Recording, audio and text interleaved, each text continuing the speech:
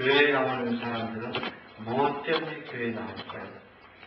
그 마음속의 생각이 무엇이길래 그렇게 시간을 바치고 물질을 바치고 그리고 몸에 모든 있는 달란트를 바쳐가면서 봉사하고 헌신하는 걸까요?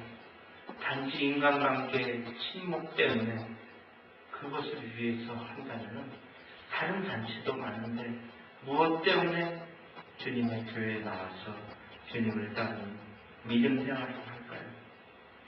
이러한 생각을 하면서 우리의 신앙생활을 다시 한번 점검하면서 오늘 은혜를 나누는 그러한 시간을 갖기를 원합니다. 어느 대학에서 학생과 교수가 이런 대화를 나누었습니다. 자네는 크리스찬이지? 네, 교수님. 그래, 자네는 신을 믿는가? 물론입니다, 교수님. 신은 선한가? 그럼요. 신은 전능한가? 네. 내 동생은 신기에 붙여달라고 기도했지만 암으로 죽었네. 대개의 사람들은 누군가 아플 때 도와주려고 하지. 하지만 신은 그렇지 않았네. 이런데도 신이 선한가? 응? 학생은 침묵했습니다. 대답을 못하는군. 그럼 다시 묻지. 젊은이, 신은 선한가? 네. 그럼 사탄은 선한가? 아닙니다. 사탄은 어디서 태어났지? 하나님께서부터지요. 그렇다네. 그러면 말해보게. 세상에 악이 있는가? 네. 악은 어디에나 있지. 그렇지 아니한가? 그리고 신은 모든 것을 만들었지. 맞는가? 네. 그렇다면 악은 누가 만들었는가? 학생은 대답하지 않았습니다. 세상에는 아픔, 부도덕, 추앙 등의 추악한 것들이 존재하지. 그렇지? 그렇습니다, 교수님. 그렇다면 누가 그것들을 만들었나? 학생은 대답하지 않았습니다. 과학은 사람이 세상을 인지하는데 5가지 감각을 사용한다고 하지. 그렇다면 대답해보게. 젊은이, 신을 본 적이 있는가? 못 봤습니다, 교수님. 그렇다면 신의 목소리를 들어본 적이 있는가? 아니요, 교수님. 그렇다면 신을 느끼거나 맛보거나 냄새 맡은 적도 없는가? 신을 어떤 감각으로도 인지한 적이 있는가? 아니요, 없습니다, 교수님. 그런데도 아직 신을 믿는가? 학생은 네 하고 대답을 했습니다. 과학은 경험적이고 실증적인 논증으로 신이 없다고 말하네. 자네는 이것을 어떻게 생각하는가? 저는 단지 믿음이 있을 뿐입니다. 그래, 믿음? 그게 과학이 가지지 못한 것이지. 교수님, 학생이 교수님에게 다시 한번 질문을 합니다. 세상에 열이란 것이 있습니까? 물론이지. 그러면 차가운 것도 있겠네요? 그렇다네. 아닙니다, 교수님. 그런 것은 없지요. 학생이 반박을 하니까 갑자기 강실이 조용해졌습니다. 교수님, 많은 열, 더 많은 열, 초열, 백열, 아니면 아주 적은 열이나 열의 부재는 있을 수 있습니다. 하지만 차가움이란 것은 없지요. 영하 273도의 열의 부재 상태로 만들 수 있지만 그 이하로 만들 수는 없지요. 차가움이란 것이 없기 때문입니다. 마이너스 273도는 절대 영도라고 하는 그런 숫자입니다. 차가움이란 단어는 단지 열의 부재를 나타낼 뿐이지 그것을 계량할 수는 없지요. 열은 에너지이지만 차가움은 열의 반대가 아닙니다. 교수님, 그저 열의 부재일 뿐이지요. 그렇다면 어둠은 어떻습니까? 교수님, 어둠이란 것이 존재합니까? 그렇지. 어둠이 없다면 밤이 도대체 왜 오는가? 그렇지 않습니다, 교수님. 어둠 역시 무언가 부재하기 때문에 생기지요. 아주 적은 빛, 보통 빛, 밝은 빛, 눈부신 빛이 존재할 수는 있습니다. 하지만 지속적으로 아무 빛도 존재하지 않는다면 우리는 어둠이라 부르는 것입니다. 그렇지 않습니까? 실제로 어두움이란 것은 없지요. 만약 있다면 어둠을 더 어둡게 만들 수 있겠지요. 그럴 수 있나요? 그래. 그럼 요점이 뭔가 젊은이? 교수님, 제 요점은 교수님이 잘못된 전제를 내시고 있다는 겁니다. 잘못되었다고 설명해 줄 수 있겠나? 교수님은 이 문법적인 오류를 범하고 계십니다. 생명이 있으면 죽음이 있고 선한 신이 있으면 악한 신이 있다는 논리이지요. 교수님은 하나님을 유한한 우리가 측정 가능한 분이라 보고 계십니다. 교수님, 과학은 우리가 생각할 수 있다는 점조차 설명을 못합니다. 전기와 자기를 말하지만 볼 수는 없지요. 완벽히 이해할 수 없는 건 물론이고요. 죽음을 생명의 반대로 보는 건 죽음이란 것이 실제로 존재하지 않는 것에 무지해서 그런 겁니다. 죽음은 생명의 반대가 아니라 단지 생명의 부재일 뿐이지요. 교수님은 사람이 원숭이에서 진화했다고 가르치십니까? 자연 진화 과정을 말하는 거라면 그렇다네. 그러면 진화의 과정을 눈으로 목격한 적이 있습니까, 교수님? 교수는 논리가 성립되어감을 보고 미소 지으며 고개를 저었습니다. 아무도 진화가 진행되는 과정을 목격하지 못했을 뿐 아니라 그 과정을 증명하지도 못했으니 교수님은 개인의 의견을 가르치시는 거겠군요. 교수님, 마치 과학자가 아닌 연설가처럼요. 강의실이 웅성거리기 시작했습니다. 이 강의실에서 교수님의 뇌를 본 사람이 있나요? 이때 강의실 여기저기에서 웃음이 터져나왔습니다. 여기에 교수님의 뇌를 듣거나 느끼거나 맛보거나 냄새 맡은 적이 있는 분 계십니까? 아무도 그런 적이 없는 것 같군요. 그러면 과학은 경험적이고 실증적인 논증으로 교수님의 뇌가 없다고 말하는군요. 그렇다면 교수님의 강의를 어떻게 신뢰할 수가 있습니까? 강의실은 고요했습니다. 교수는 심오한 표정으로 학생을 바라보았습니다. 교수가 사실을 믿는 수밖에 없겠군 질문이 바로 그것입니다, 교수님. 하나님과 인간의 관계는 믿음입니다. 그게 바로 모든 것을 움직이고 생명 있게 만드는 것이지요. 교수와 학생의 대화가 약간 어려울 수는 있지만 주님께서 우리에게 주는 메시지를 이 학생은 잘 전하고 있습니다. 우리가 이 흙으로 빚어진 우리가 하나님의 손길로 빚어진 이 질그릇 같은 육체 속에 보배롭고 영화로우신 예수님을 모시고 있다고 말을 하는 것입니다. 그러나 사람들은 생각하기를 정말 예수님이 나와 같이 계시는가? 못 보았는데, 만져보지도 못했는데, 예수님의 음성도 못 듣고, 체험도 못했는데, 이 육체 안에 주님께서 보배와 같은 주님이 있다고 하는데, 그 보배가 어디 있는가? 그렇게 말을 하는 것입니다. 어떻게 하면 우리 속에 있는 그 보배와 같은 주님을 체험할 수 있을까요? 그 방법은요, 고난을 당해봐야 합니다.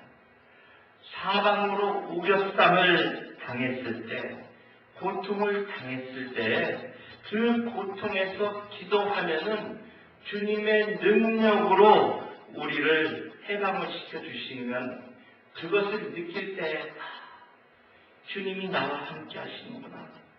주님이 살아계시는 주님이시구나 하는 것을 우리는 느낄 수가 있는 것입니다. 고통당해오지 않은 사람은 기도할 것이 없다라고 생각이 됩니다. 아니, 남들보다 조금 적겠지요.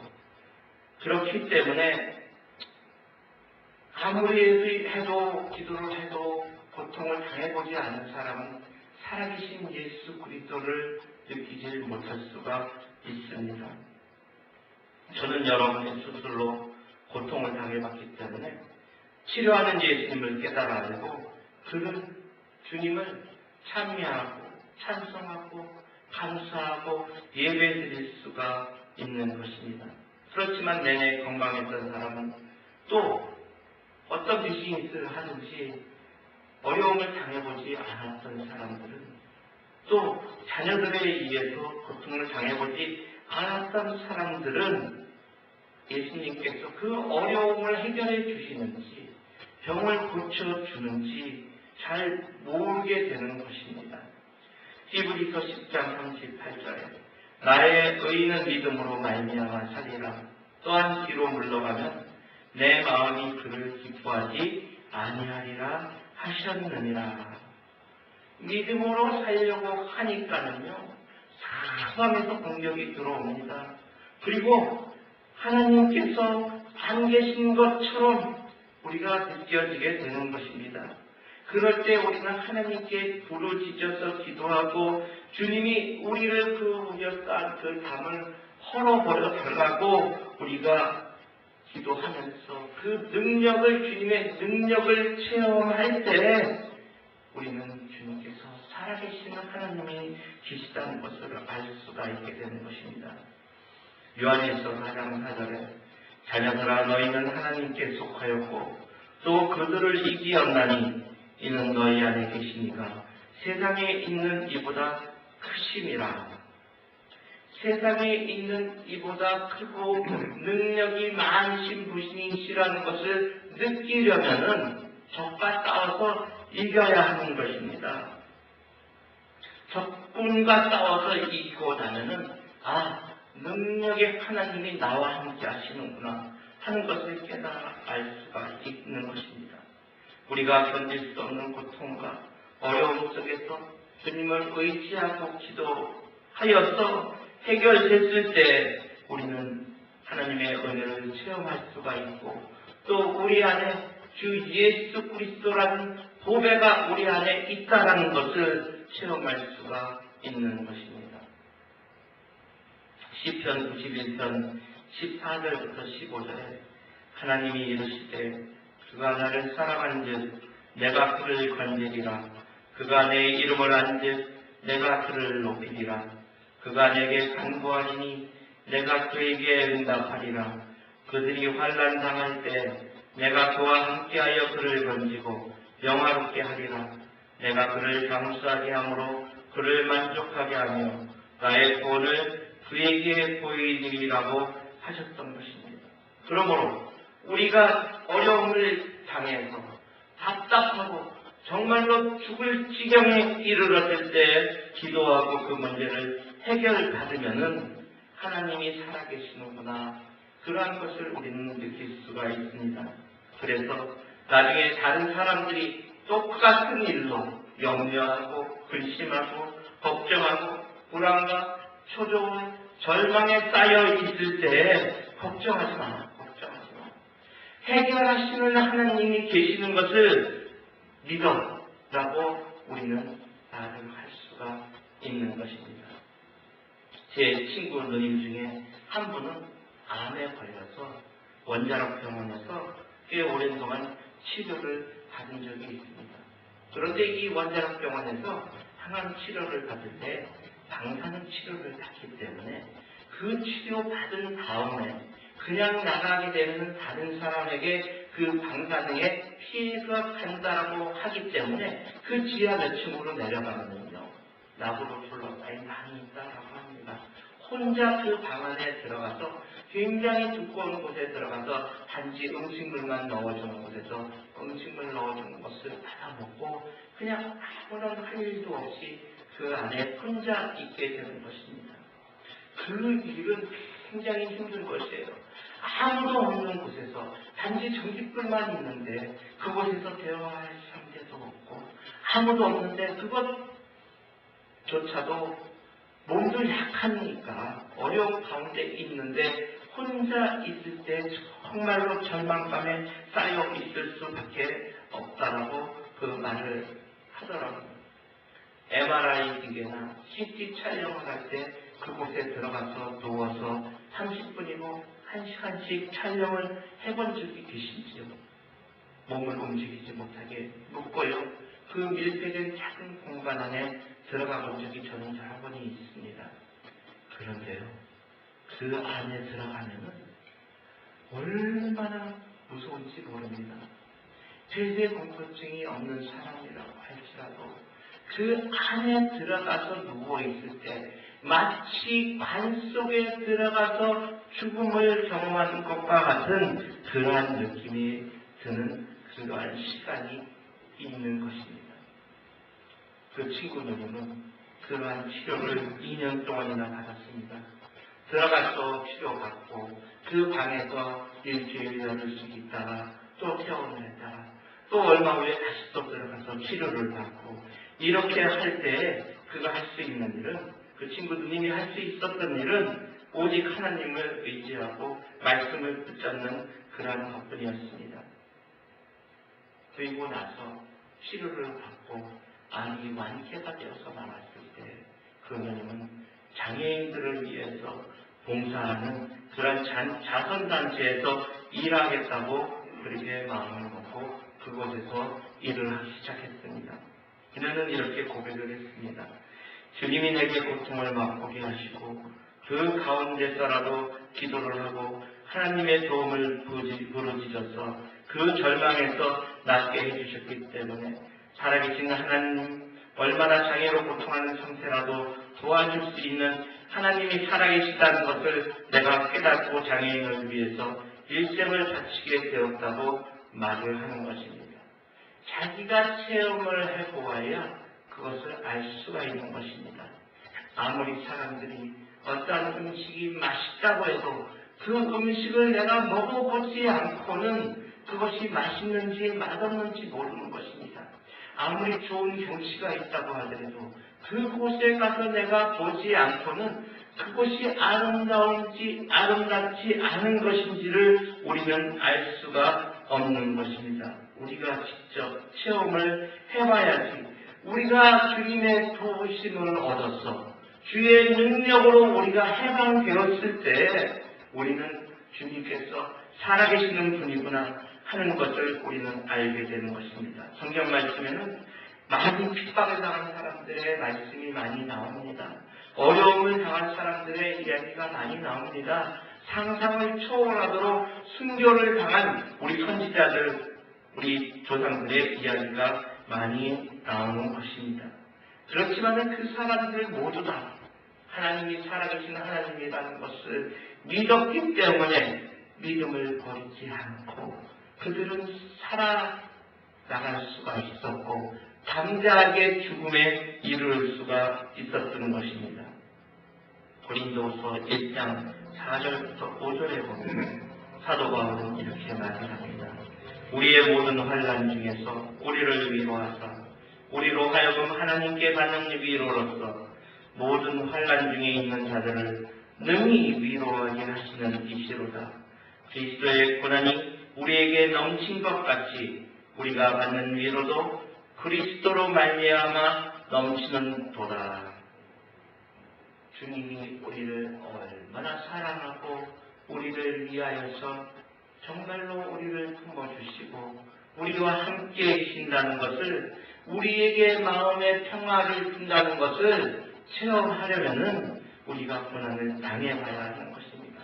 환난과 고난을 안 당해보면 그 환난과 고난을 극복할 만한 위로와 평안을 주시는 하나님이 계시다는 것을 깨달을 수가 없게 되는 것입니다. 머리로 상상을 해서는 알 수가 없습니다. 사도 바울이 아시아에서 죽도록 고난을 당하고 고통을 당해봤는데 그 가운데서 주님의 위로와 평안을 얻었기 때문에 사도 바울은 담대하게 아무리 어떤 핍박을 당해도 죽을 것 같은 고난을 당해도 돌로 맞아도 다시 들어가서 감옥에 갇혀도 다시 들어가서 고난을 당해도 다시 그곳에 가서 복음을 전하는 그러한 담대한 승리를 할 수가 있었던 것입니다. 넘어뜨림을 당하고 무너뜨림을 당하고 불지름을 당해서 잿더미 위에 서 있었을 때에도 부활하시고 살아계신 하나님이 있다는 것을 믿기만 하면은 그것을 체험할 수가 있게 되는 것입니다. 넘어뜨림을 당해도 나가지 않는 것입니다. 원수가 와서 우리를 없애려고 하더라도 우리는 넘어지지가 않습니다. 우리의 집안을 망하게 하려고 마귀사탄이 우리를 공격을 하여도 우리는 넘어지지 않습니다. 예수 그리스도를 믿기만 하면은 우리는 오뚜기처럼 다시 일어날 수가 있는 것입니다. 예수님은 절망에서 생명을 주시는 부활하신 예수 그리스도인 것을 믿으시기를 바랍니다. 사람들은 이렇게 이야기를 합니다. 아니 그렇게 능력이 많으신 분이 왜 십자가에서 돌아가셨어? 왜 죽었어? 죽지 않고는 부활하지 않기 때문에 돌아가신 것입니다. 죽지 않으면 살아난다는 것을, 죽었다가 다시 살아난다는 것을 알려주시기 위해서 돌아가신 것입니다. 많은 세상에 종교들이 있습니다. 불교, 유교, 힌두교, 이슬람교, 각종 종교가 있지만 그 종교의 지도자들 중에서 죽었다가 살아난 사람이 있습니까? 간혹 사이비 종교의 지도자들이 자기가 다시 한번 부활한다고 죽은 사람들 살아난 것을 본 적이 없습니다. 그렇기 때문에 예수 그리스도께서는 예수님을 십자가에 못 박혀 돌아가시게 한 그 사람들을 보고 내가 죽으면은 다시 3일 만에 부활해서 다시 한번 살아난 것을 내가 너희들에게 보여주겠다고 말씀을 한 것입니다. 그러면 예수의 죽음이 무엇인지 우리가 알아야 합니다. 고린도후서 4장 10절에 우리가 항상 예수의 죽음을 몸에 짊어지면 예수의 생명이 또한 우리 몸에 나타나게 하려 함이라. 예수의 죽음을 우리 몸에 짊어져야 하는 것입니다. 내가 아침에도 예수님의 죽음에서 다시 살아나심은 십자가 부활을 내가 짊어져야 하는 것입니다. 점심을 먹을 때도 내가 예수님을 짊어져야 하는 것입니다. 저녁을 먹은 후에도 내가 짊어져야 하는 것입니다. 내가 잠들어 있을 때도 내가 예수님과 함께 가야 하는 것입니다. 그럴 때 우리에게 있어서 모든 어려운 문제들이 다 해결이 될 수가 있는 것입니다. 우리가 예수님과 함께 죽을 때 우리의 죄가 죽고 우리가 사망과 음부의 골짜기에서 예수님과 같이 있을 때 예수님과 같이 살아나는 부활의 체험을 우리가 할 수가 있게 되는 것입니다. 아무리 사랑하는 부모라도, 아무리 사랑하는 아내라도, 아무리 사랑하는 남편이라도, 아무리 사랑하는 아들, 딸이라도 죽으면은 이 세상에서 이별을 해야 되는 것을 우리가 알 수 있습니다. 죽어서 무덤에 묻고 오면은 우리는 다시 부르면은 다시 이 세상으로 살아나오는 것이 아니라 우리가 죽어서 같이 천국에 가서 만나기 전까지는 볼 수가 없는 것입니다. 응답이 없는 것입니다. 관계가 끊어진 것입니다.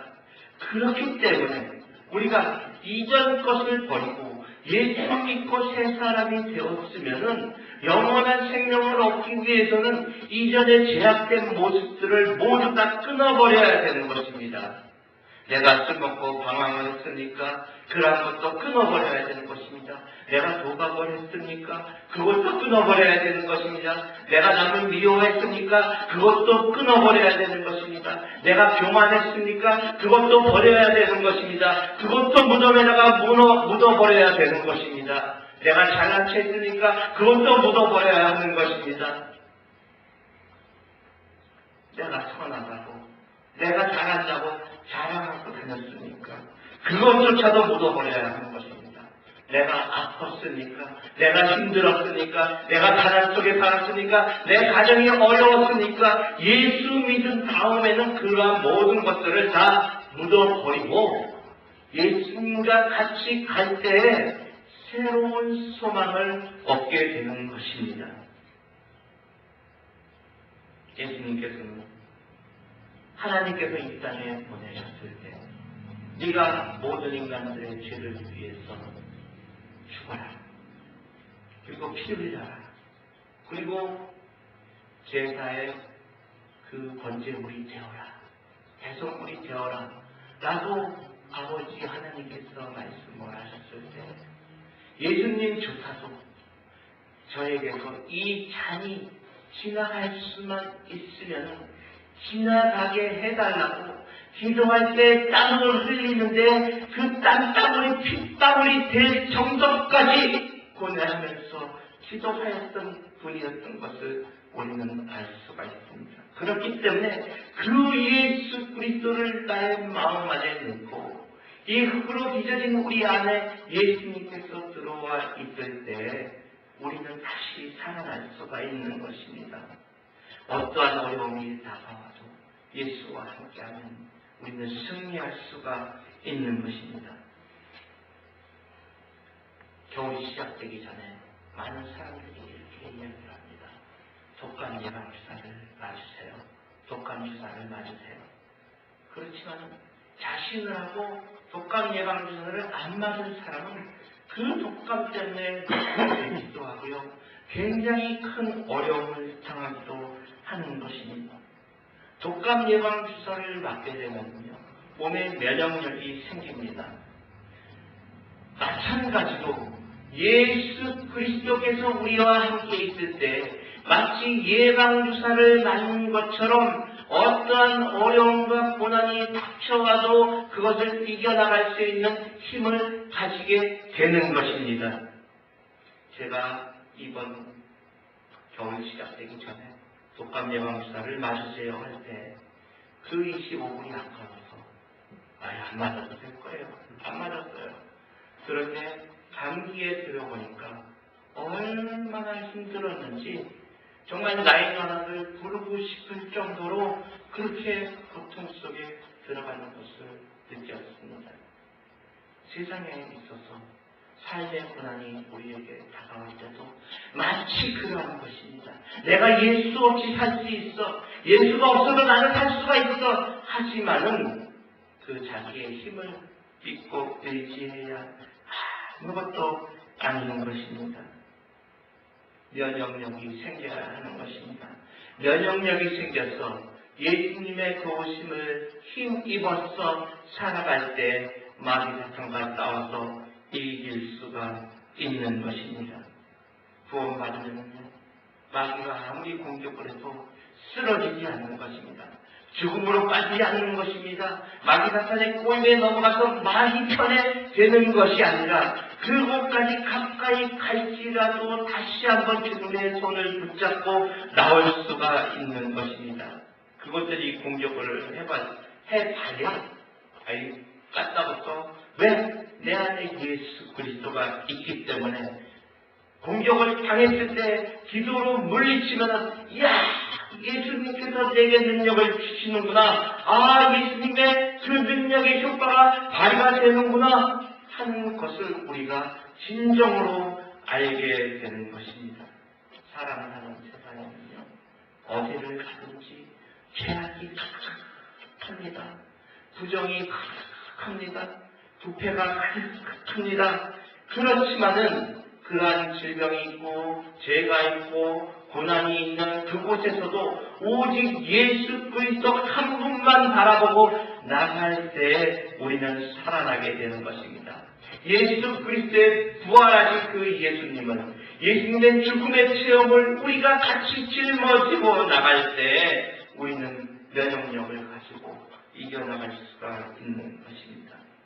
시편 103편 3절부터 5절에 그가 내 모든 죄악을 사하시며 내 모든 병을 고치시며 내 생명을 파멸에서 구속하시고 인자와 긍휼로 관을 씌우시며 좋은 것으로 내 소원을 만족하게 하사 내 청춘을 독수리같이 새롭게 하시는도다. 주님은 우리에게 이 세상의 어려움을 이길 수 있는 면역력을 허락하여 주신 것입니다. 아일랜드의 한 청년이 결혼식을 앞둔 약혼녀가 이틀 전에 물놀이를 하다가 그 물에 빠져 죽었습니다. 이 청년은 그게 너무나 마음속에 고통이 되어서 정말 절망의 늪에 빠졌습니다. 그리고 군대에 들어갔어요. 그렇지만 거기서도 적응을 잘 못하고 결국에는 캐나다로 이주를 하였습니다. 캐나다에 가서 있는데요. 집에서 연락이 왔어요. 어머니가 죽을 병에 걸렸다는 겁니다. 어머니가 죽을 병에 걸렸다. 그것을 보고서는 너무나 기가 막혀서 정말로 죽고 싶었다고 합니다. 그리고 모든 불행이 한꺼번에 자기를 향해서 몰려오는 것 같았다고 합니다. 이 청년은 예수님께 무릎 꿇고 기도했습니다. 예수님, 어머니의 병을 고쳐주세요. 그리고 응답해 주세요. 그러면 제가 평생을 하나님을 위해서 목숨 바쳐서 하나님의 영광을 위해서 살도록 하겠습니다. 결단하고 기도를 했습니다. 그런데 그 기도가 끝나는 순간에 마음에 평안이 오더라는 겁니다. 그리고 그 마음속에 위로가 깊이 넘치더라는 것입니다. 그래서 자기 애인이 죽었던 약혼녀가 죽었던 것을 이길 수가 있었고 어머니가 병들어서 죽게 되었는데 마음의 위로와 평안을 느낄 수가 있었다고 합니다. 그래서 그 자리에서 한 펜을 들어서 그 가사를 써내려가기 시작했습니다. 죄짐 맡은 우리 구주 어찌 좋은 친구인지 걱정 근심 무거운지 우리 주께 맡기되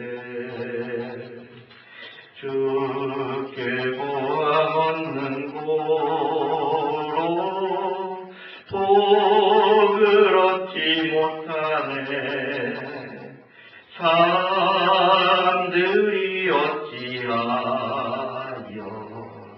아래 주를 모를까.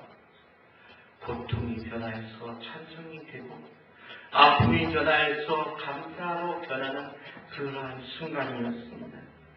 이 청년은 그 찬송과 가사를 작사하고 난 다음에 바로 연락을 받았습니다. 어머니가 왕초가 되었다는 그러한 소식을 들었던 것입니다. 그 사람이 바로 조지프 스크리븐슨이었던 것입니다. 우리 구원의 하나님은 우리의 믿는 사람들도 하나님의 자녀들도 마귀의 공격에 밖에 놔두는 것입니다. 왜? 그 고통을 당해봐야지 하나님께서 우리를 얼마나 사랑하시는 것을 알 수가 있게 되는 것입니다. 예수님께서 우리에게 나타날 수 있게 할 수 있는 그러한 영국의 무대를 우리에게 보여주시는 것입니다. 그 영국 무대에서 우리가 그 어려움을 당했지만은 그 영국 무대는 단지 영국 무대일 뿐이고 예수님께서 우리와 함께 있으면은 그것이 나에게 있어서 정말로 기쁨이 되고 희망이 되고 소망이 된다는 것을 체험할 수 있도록 하기 위해서 하나님께서는 우리에게 어려움을 주는 것입니다. 그 어려움을 이기고 나갈 때 우리는 정말로 예수님께서 진실한 우리의 친구인 것처럼 느껴지게 되는 것이고요. 내가 외롭고 어려울 때 오직 찾고 바랄 분은 주님 한 분밖에 없다는 것을 우리는 알 수가 있는 것입니다. 엄청난 위로와 주님의 평안과 사랑을 느끼게 될 때 주님 앞에 바로 서게 되는 것입니다. 예수님의 죽음은 우리 몸에 짊어질 때 하나님의 그리스도를 통한 위로가 다가오므로 오히려 우리에게 다가오는 환난을 감수하면서 살아가야 하는 것입니다. 오늘 본문 요한일서 5장 12절에 아들이 있는 자에게는 생명이 있고 하나님의 아들이 없는 자에게는 생명이 없느니라 라는 말씀처럼 우리 안에 주님이 있어야 하는 것입니다.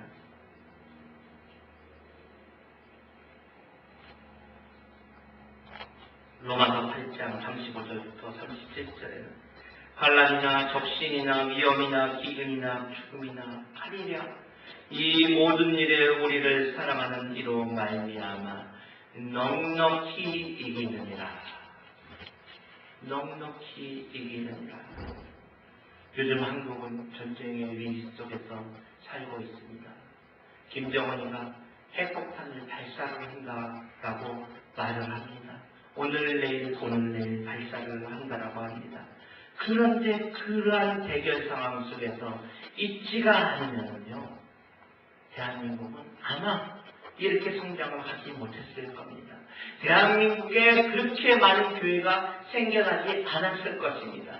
이북의 위협이 있었기 때문에 대한민국이 발전을 할 수가 있었고요. 이북의 위협이 있었기 때문에 대한민국에 그렇게 교회가 번창을 할 수가 있었고요. 이북의 위험이 있었기에 그 사람들의 마음속에 사랑이 가득하게 되었다는 것을 우리는 감사해야 하는 것입니다.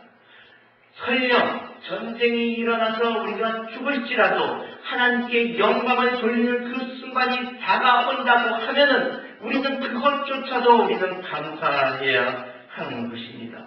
사람이 혼자 살면 좋을 것 같죠? 노총각으로 오랫동안 호래비로 살면 좋을 것 같죠? 노처녀로 귀찮지 않고 혼자 살면 좋은 것 같죠?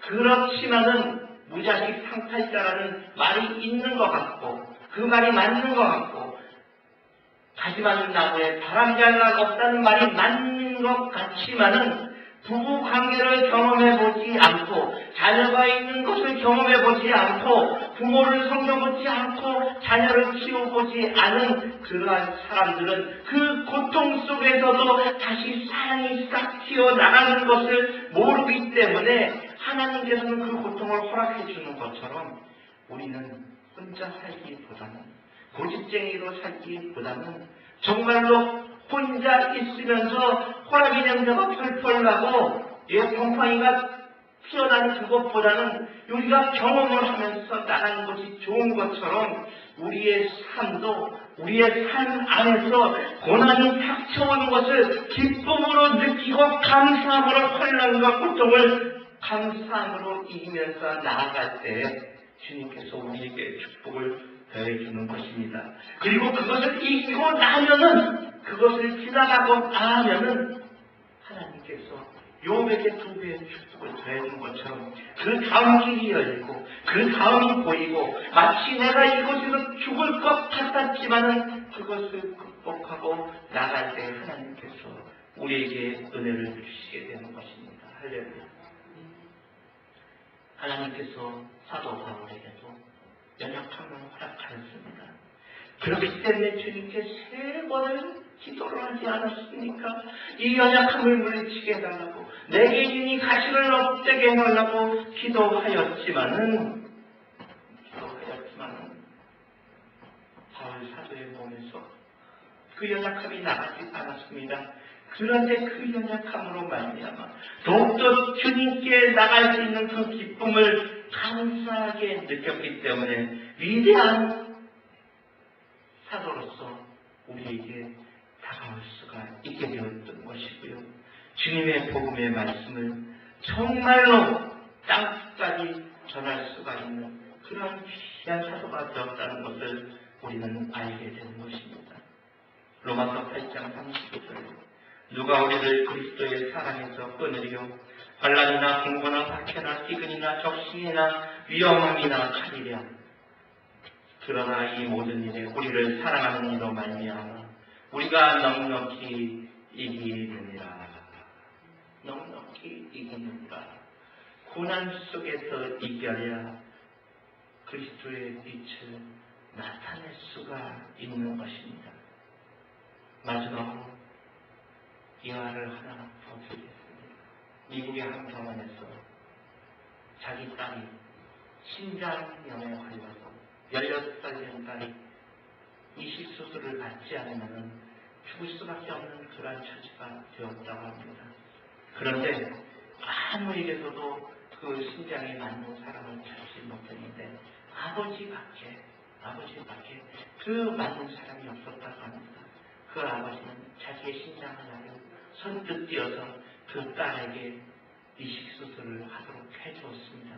한동안 이 심장이 잘 맞아서 된 것 같이 지냈는데 좋은 것 같다라고 느낄 때 이 소녀가 다시 그냥 그냥 아무거나 먹고 다시 피곤하게 다니고 그렇게 하다 보니까는 그 신장이 또 망가졌다고 합니다. 또 이식수술을 해야 되는 그런 일에 걸렸을 때, 상황이 되었을 때 수소문을 해서 찾아보는데 그 아버지밖에는 없는 것이에요. 그런데 신장 2개 중에서 하나 띄워줬는데요. 이 아버지가 이 하나의 신장을 그 딸에게 다시 또 띄워주기로 결심을 했습니다. 그리고 의사에게 이야기를 합니다. 내 남은 신장 하나도 내 딸에게 주고 싶습니다. 의사들은 말렸습니다. 의사 윤리상 우리는 할 수가 없습니다. 할 수가 없습니다. 그것을 띄워주면 당신은 평생 주석기에 의존해서 살아야 되는데, 그리고 금방 죽을 수밖에 없는데 우리는 그렇게 할 수가 없습니다. 우리는 그렇게 할 수가 없습니다. 그런데요, 사랑은 죽음보다 위대합니다. 자기가 죽더라도 하나님께서 아들 예수 그리스도를 죽음에 내어준 것처럼 나도 내 딸을 위해서 내 신장을 띄워주고 내가 죽더라도 나는 그것이 나에게 있어서 기쁨으로 된다는 것을 얘기를 하였을 때 의사들은 결정을 했습니다. 그래, 뛰어서 이 소녀에게 신장을 주자. 그렇게 해서 수술을 했습니다. 이 소녀는 그 아버지의 신장을 받고 결혼을 해서 자녀까지 낳으면서 살았고요. 그 아버지는 이 소녀에게, 자기 딸에게 신장을 띄워주고 오랫동안 살지 못하고 1, 2년 사시다가 죽었다고 합니다. 예수 그리스도를 십자가에 못 박혀서 돌아가신 하나님 아버지의 마음, 그 아버지의 마음이 무엇인지 우리는 깨닫고 그 예수 그리스도가 내 마음에서 살아 움직이는 그러한 성도님들이 되시기를 주의 이름으로 축원합니다. 로마서 8장 38절부터 39절에 내가 확신하노니 사망이나 생명이나 천사들이나 권세자들이나 현재인이나 장래인이나 능력이나 높음이나 깊음이나 다른 아무 피조물이라도 우리를 우리 주 그리스도 예수 안에 있는 하나님의 사랑에서 끊을 수 없으리라. 하나님의 사랑에서 예수님의 자녀된 우리를 아무것도 끊을 수가 없는 것입니다. 마귀가 끊을 수가 있습니까? 아닙니다. 그리스도 예수 안에서 우리가 주님의 그 부활하신 능력을 믿고 예수 그리스도를 내 마음에 모시고 살면은 예수님의 생명이 우리 안에서 살아 움직여서 역사하여서 모든 어려움을 이겨나가고 우리가 주님의 이름으로 기도하면은 죽은 자도 살릴 수가 있는 그러한 능력의 사람으로서 거듭날 수가 있다는 것을 아시고 오늘 말씀처럼 아들이 있는 자에게는 생명이 있고 하나님의 아들이 없는 자에게는 생명이 없느니라는 그러한 말씀을 붙잡고 주님 앞으로 나아가는 우리 예드린 교회 성도님들 되시기를 주님의 이름으로 축원합니다.